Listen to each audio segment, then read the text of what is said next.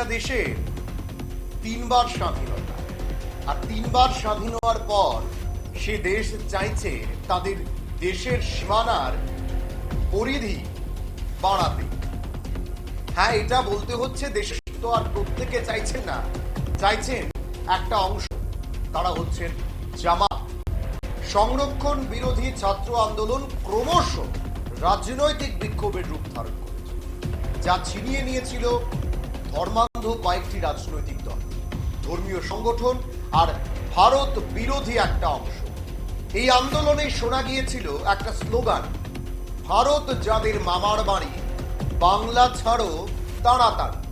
আর সেই আন্দোলন এতটাই তীব্র হয়েছিল আর এতটাই নৈরাজ্যে পরিণত করেছিল যে সেখানকার প্রধানমন্ত্রীকে বাধ্য করেছিল দেশ ছেড়ে পালিয়ে আসতে। শেষ পর্যন্ত বাংলাদেশ পরিচালনায় তৈরি করা হয়েছে মোহাম্মদ ইউনূসের নেতৃত্বাধীন একটা অন্তর্বর্তীকালীন সরকার, যার রাশ বকলমে জামাত গোষ্ঠীর হাতে। সময় এগোতেই সেই ইঙ্গিত ক্রমশ গাঢ় হচ্ছে। ডানা মিলেছে মৌলবাদ, দেখা গেছে সংখ্যালঘুদের উপর আক্রমণের নিশানা করা হচ্ছে। পশ্চিমবঙ্গ থেকে প্রকাশিত দৈনিক একটা সংবাদপত্র, যার নাম বর্তমান, সেই সংবাদপত্রে প্রকাশিত একটা প্রতিবেদনে দেখা গেছে বাংলাদেশের জামাত আর হেফাজতে ইসলামের কর্মী সমর্থকদের এখন একটাই দাবি, গজ ওয়াল তুল হিন্দ বা অমুসলমানদের বিরুদ্ধে যুদ্ধ করা, আর তারপরেই আদায় করতে হবে ইসলামিক বাংলা স্থান। ভাবতে পারছেন, বাংলাদেশ এবার চাইছে বাংলা স্থান।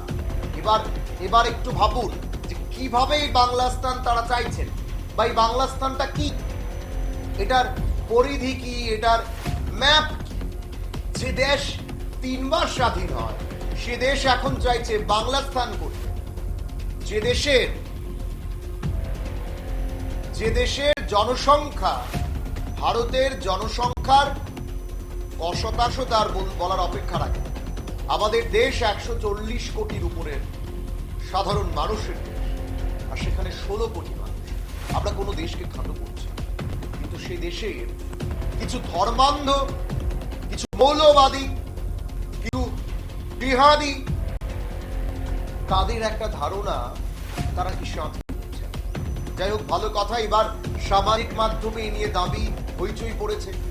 এবার আপনাদেরকে বোঝাবো যে এই ইসলামিক বাংলা স্থানের পরিধি, বা এই যে আপনি পাশে ম্যাপটা দেখতে পাচ্ছেন, এটা আসলে কি, মানে তারা কি চাইছেন। এখন তারা চাইছেন এখন ভারতের একটা অংশ দখল করতে।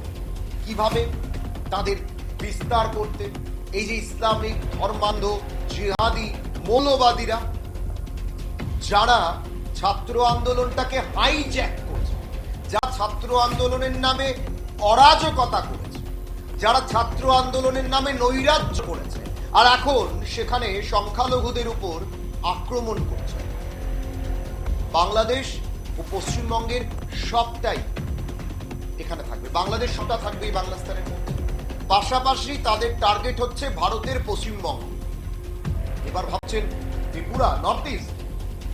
ত্রিপুরা শুধু নয়, নর্থ ইস্টের প্রত্যেকটা স্টেট, 7 সিস্টার, তাদের টার্গেট। এর সাথে জুড়বে ঝাড়খণ্ডের একটা বড় অংশ, বিহারের কিষানগঞ্জ, কাটিহার, নেপালের ঝাপা, মায়ানমারের রাখাইন ও আরাকান অঞ্চল, এছাড়াও আন্দামানের কিছু অংশ, আর উত্তর পূর্ব ভারতের, যেটা আমরা বলছিলাম 7 সিস্টার, আপনারা ম্যাপ দেখতে পাচ্ছেন, মণিপুর, ত্রিপুরা, আসাম, মেঘালয় অংশ বিশেষ নিয়ে প্রস্তাবিত বাংলা স্থান তারা গড়ে তুলতে চাইছেন মৌলবাদী জামাত ও হেফাজত ইসলাম, যেখানে জঙ্গি ট্রেনিং হবে। বর্তমান সংবাদপত্রে প্রকাশিত হয়েছে এই গোটা বাংলা স্থানের যে একটা চিন্তাধারা, রূপরেখা তারা এখন করছেন ভেতরে ভেতরে। আর সেখানের প্রধান হচ্ছেন এখন ইউনূস, মোহাম্মদ ইউনূস, যিনি আমেরিকার কথায় শোনা যাচ্ছে, বিভিন্ন জায়গায় বলছেন যে আমেরিকাকে প্রচন্ডভাবে তিনি পছন্দ করেন। প্রচন্ড ভারত বিরোধী আগ্রাসী মনোভাব এই ইউনূসের মধ্যে। আর এই ইউনূস বাংলাদেশের যিনি বর্তমান প্রধান উপদেষ্টা, তিনি প্রকারান্তরে হুমকি দিচ্ছেন ভারতকে যে বাংলাদেশকে অশান্ত করলে অক্ষুণ্ণ থাকবে না নর্থ ইস্ট। ডক্টর ইউনূস হয়তো জানেন না আমাদের দেশের সেনাবাহিনীর শক্তি কতটা। ডক্টর ইউনূস হয়তো জানেন না ভারতের সেনাবাহিনী গোটা পৃথিবীর সেনাবাহিনীর তালিকায় কত নম্বরে রয়েছে। ডক্টর ইউনূস হয়তো জানে না যে এই বাংলাদেশকে স্বাধীন করতে কোন দেশের সেনা বাংলাদেশের সেনাকে মদত করেছে। ডক্টর ইউনূস হয়তো জানে না বাংলাদেশ বাংলাদেশই হতো না যদি না ভারত, বিশেষ করে আগরতলা, ত্রিপুরার সমর্থন। আর এই বাংলাদেশে বসেই বর্তমানে জামাত মৌলবাদী জিহাদি একটা চূড়ান্ত হিন্দু বিরোধী মনোভাব, ভারত বিরোধী মনোভাব নিয়ে যারা থাকেন, তারা এখন বাংলা স্থানের স্বপ্ন দেখছেন। আর এই যে ম্যাপ আপনারা দেখছেন, এই ম্যাপে যেভাবে যে জায়গাগুলোকে তারা টার্গেট করছে, পুরো বাংলাদেশ থাকবে, পশ্চিমবঙ্গ থাকবে, নর্থ ইস্টের 7 সিস্টার থাকবে, মেঘালয়, মণিপুর, মিজোরাম, আসাম, ত্রিপুরা, মায়ানমার, বিহারের কিষানগঞ্জ, ঝাড়খণ্ড, নেপালের ঝাপা, মায়ানমারের রাখাইন, আরাকান অঞ্চল, আন্দামানের কিছু অংশ, সবকিছু নিয়ে তারা একটা বাংলা স্থান। বাংলা স্থানের সরকারি ভাষা করতে চাইছেন কি জানেন? আরবি, উর্দু। এই হচ্ছে তাদের চিন্তাধারা। তারা এখন ভাবনা চিন্তা করছেন, তারা ভাবছেন বাংলাদেশ স্বাধীন হয়ে যায়। আরে ভাই, একটা দেশ প্রথমে 47-এ যখন স্বাধীন হলো, তারপর আরো একবার 71-এ, আর এবার হচ্ছে আবার আরো কবার স্বাধীনতা হবে। আর এ ধরনের চিন্তাধারা তাদের মধ্যে কি করে আসে এটা তারাই বলতে। এবার তারা চাইছেন বাংলা স্থান করতে। ইতিমধ্যে প্রস্তাবিত বাংলা স্থানের পোস্টার আঁকা সহ বাংলাদেশের নানা জায়গায় ছাপা হচ্ছে। জানা গেছে অন্তর্বর্তী সরকার বেশ কয়েকজন নেতৃত্ব সরাসরি ভারতের বিরুদ্ধে লড়াইয়ে নামার আহ্বানে উস্কানি। গোয়েন্দারা বলছেন বাংলাদেশের নিষিদ্ধ ঘোষিত জঙ্গি সংগঠন হরকত উল জিহাদি ইসলাম, জামাতুল মুজাহিদিন বাংলাদেশের, হেফাজতে ইসলাম এবং জামাত পন্থীরা কখনো বৃহত্তর বাংলাদেশ, কখনো মোগলস্তান, আবার কখনো মুসলিমাবাদ গঠনের দাবি জানাচ্ছে। তারই নব সংস্করণ এই বাংলা স্থান। নতুন এই দাবি তোলার ক্ষেত্রে এইসব সংগঠনগুলির মধ্যে যোগসূত্রের ইঙ্গিত মিলেছে বলেও খবর পাওয়া গেছে। পাকিস্তানের এখন খুব আনন্দ। পাকিস্তানের আনন্দ এ কারণে, বাংলাদেশ তো এখন চলছে, বাংলাদেশ এখন উত্তপ্ত। ভারতকে এবার চাপ সৃষ্টি করা, তাই পাকিস্তান উল্লাস করছে।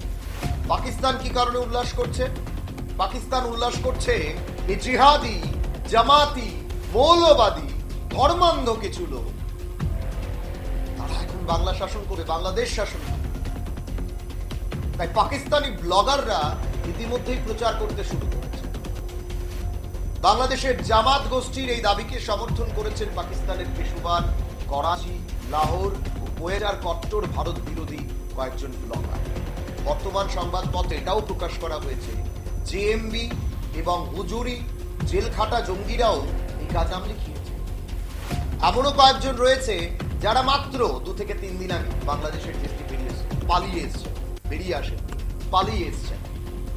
আসছেন বললে ভুল হবে, কারণ সরকার নেই, প্রশাসন নেই, কিচ্ছু নেই, পালিয়ে এসছেন এই জঙ্গিরা। আপনারা জানেন হয়তো বাংলাদেশের বেশ কয়েকটি জেল থেকে প্রচুর জঙ্গি এখন ছাড়া পেয়ে গেছে। তারা উঠছেন আকাশে, তা ভাবছেন বাংলা স্থান করবেন। তারা ভাবছেন তাদের যে ধর্মান্ধ চিন্তা ভাবনা নিয়ে তারা আরো একবার স্বাধীন করবেন দেশ। আর যারা ৭১-এর মুক্তিযুদ্ধ, যারা স্বাধীনতাকে অস্বীকার করে, গোয়েন্দা সূত্রে এমনটাও খবর পাওয়া গেছে, ধর্মান্ধ নেটিজেনদের সিংহভাগই দেশের নতুন নামকরণ, নতুন জাতীয় সঙ্গীত। এখানে আরো একটা বিষয় গুরুত্বপূর্ণ, বাংলাদেশের একটা অংশ এখন চাইছে জাতীয় সঙ্গীত না হোক, যেটা এখন জাতীয় সঙ্গীত আছে, যা কবিগুরু বিশ্বকবি রবীন্দ্রনাথ ঠাকুর লিখে দিয়ে গেছিলেন তাদের জন্য, যে রবীন্দ্রনাথের মূর্তি ভাঙা। একাধিক বিষয় সামাজিক মাধ্যমে এখন দেখা যাচ্ছে, তারা এখন বাংলাদেশের নাম চাইছেন না, তারা এখন জাতীয় সঙ্গীত বাংলাদেশের এটা চাইছেন না, অন্য জাতীয় সঙ্গীত চাইছেন। তারা সে ব্যাপারেও রীতিমতো সওয়াল করছে, অস্বীকার করছেন ৭১-এর মুক্তিযুদ্ধের স্বাধীনতাকে। এই তালিকায় রয়েছে এমন বেশ কিছু অধ্যাপক, শিক্ষক, প্রযুক্তিবিদ ও অনাবাসী বাংলাদেশি বা প্রবাসী, যারা হাসিনার আমলে প্রগতিশীল বলে পরিচিত। তর্ক চলছে দেশের নতুন নাম কি হতে পারে, বাংলাস্তান নাকি পূর্ব পাকিস্তান, যেটা আগে ছিল। সমীক্ষা বলছে ৯১% চাইছে ধর্মীদের ঘটি নাম হোক ইসলামিক।